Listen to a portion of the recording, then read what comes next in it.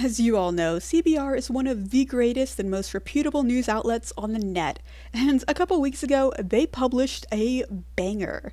Five Nights at Freddy's 10 anime characters who would survive the night. With a title like that, you know it's gonna be good. As I was reading this, I couldn't help but think, anime characters in general are pretty tough. Like, give them enough friendship, and even the isekai truck won't put them down. I'm pretty sure most of them would be able to beat up some robot kid ghosts. They're robot ghosts, right?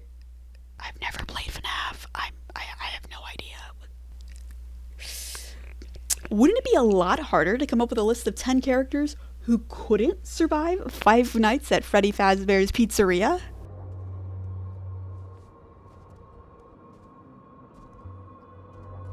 Before I start reading off names, pissing people off, and losing my street cred, I would like to explain what characteristics I decided one would need in order to fuck up one of the lowest effort jobs in existence. First and foremost, you have to get the job. I know it's a night shift and some areas enforce certain curfew laws regarding teenagers working, but I can't be asked to dive down another lore rabbit hole to figure out which state this game takes place in, and whether or not the shifts are long enough to qualify as full-time, part-time, or if it's considered temp work because they're only working 5 nights and I know that from the get-go. And so, for the sake of this video, I'm just going to pretend anyone 16 and up successfully completed the application process and was hired on the spot, because this pizzeria is really fucking desperate.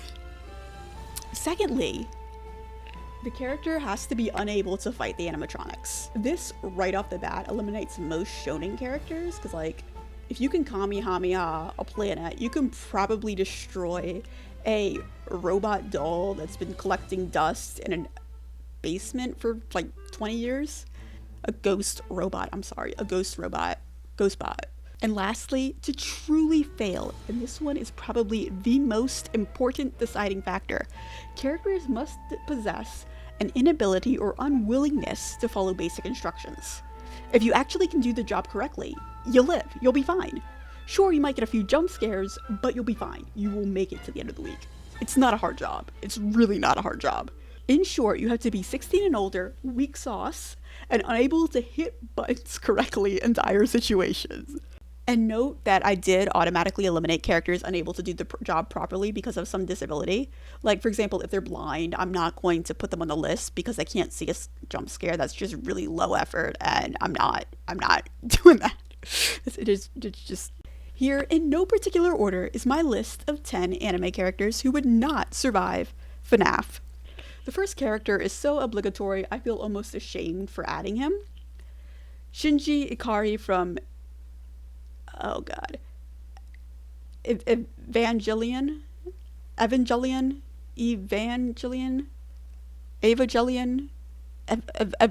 never heard it pronounced out loud, I'm sorry. Evangelion. It's abbreviations Ava, so it's Avan. Oh, I just noticed it has Angel in it. That's pretty cool. Evangelion. Okay. Evangelion. Got it. Evangelion.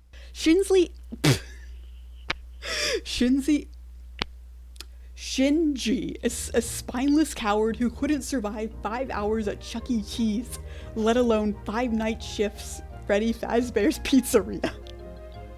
And on the topic of mech pilots, Hiro Yui from Gundam Wing and Camille from Gundam Zeta. I'm counting these as one character, half because they're from the same franchise and half because I'm not far enough in Gundam Wing to properly decide whether or not Hiro Yui deserves a spot on this list. I reached out to some friends while compiling this, and as much as I trust them, after I was told Nami from One Piece wouldn't survive because Big Boob blocks screen, I'm a little bit hesitant to take them on their word for it. From my understanding, Hiro Yui gets an entirely preventable concussion falling out of his mech, and also he has a habit of self-destructing. If he is as reckless as I've been led to believe, he deserves a spot on this list. Now, Camille, I'm not entirely how to explain this, but he's a stubborn head who doesn't do anything he doesn't want to do, and even if he does want to do it, you have to explain it to him, and you might have to convince him and talk him into it. Yo, you gotta hit those buttons, you gotta do your job properly. And now, I'm probably getting the semantics wrong because I kind of zoned out for like the last couple of episodes of Zeta. His autism gives him the power to talk to ghosts or something, and that's not great because it triggers him and makes him unable to do his job properly because he's thinking about how much the ghosts are suffering. And he can't handle thinking about how the ghosts are suffering and hitting a button at the same time. That's just too much for him to do. He can't do that. Character number 3 is probably gonna get a lot of hate, but Kamina from Gurren Lagann. This man is not just a himbo, he is the himbo. He is the himbo to drill all other himbos. Do you think for a second he would read the instruction manual? Do you think he listened to what the job entailed when it was described to him? Do you think he paid attention? No, he's the kind of guy who will learn on the spot, and that's going to get him killed. He will not survive. Lin Min Mei, I know I butchered that, but I'm not going to attempt it again.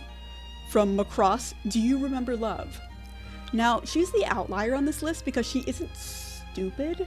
She's just got so much faith in humanity that she'd be more likely to talk to the animatronics civilly than locking the damn door, thus getting her killed for her naivety. Naivety.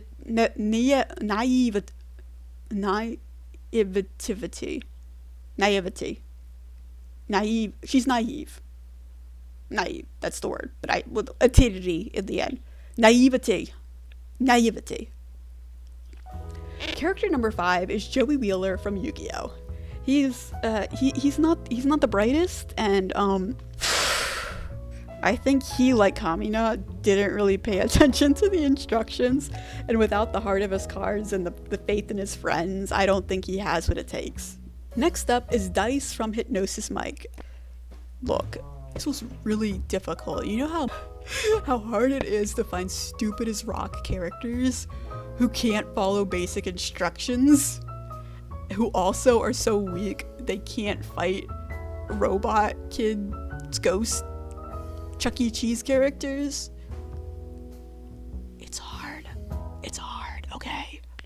So, Dice from Hypnosis Mike. He's got a crippling gambling addiction and inability to hold down a job or do the most basic of tasks on his own. He's not bright, and I don't think Freddy Fazbear cares about how #fire his mixtape is. Damn it. Number 7, William Shakespeare from Fate Apocrypha. Now, I know what you're thinking. Isn't he smart? Yes, he is smart. But he's also really, really useless, and I could see him writing FNAF fanfiction more than actually properly doing the job or paying attention to the thing. So, like, as soon as he sees the ghost, I don't know what the fuck they are. Is it like a robot? I know they're ghosts. I know there's ghosts in it. Like the robot is it a robot or a ghost? Because I don't... The robot ghost bear. As soon as he sees that on his little like low quality black and white security camera, he's gonna be like, oh yeah, this is my inspiration. He's gonna start jotting that shit down, writing his own Bonnie and Chica the pirate or whatever fuck fan fiction. He's gonna have like an entire like 100k essay written out, and then he's gonna get killed because he's not gonna be watching the door. That is how that will go down. So William Shakespeare could survive the plague. Did he survive the plague? Botanic plague. When did it happen? I'm pretty sure he survived the plague. Wait. Yeah, no, he was born 300 years after the plague took place. Okay, next up is Misa Amane from Death Note. You can't kill a robot bear ghost thing if it's already dead. Like, I don't think that's how the Death Note works. And for anyone who's watched Death Note, Misa is infamously bad at following the instructions. I think that her brain just can't handle more than one thing at once. And I'm pretty sure pushing button, looking at door, looking at camera is like 3 things, and I don't think she can juggle all of that. Like, everybody has their strengths, and hers certainly is not juggling. Number 9 is King DDD from Kirby Right Back At Ya. I'm 90% sure there's an episode that's like this exact scenario happens and he basically dies. So yeah, he might need a monster to fight that there Kirby, but if that monster's coming after him, bye-bye King DDD. Right back at you. I'm gonna shut up, that was really bad. And last but certainly not least, Donald Duck.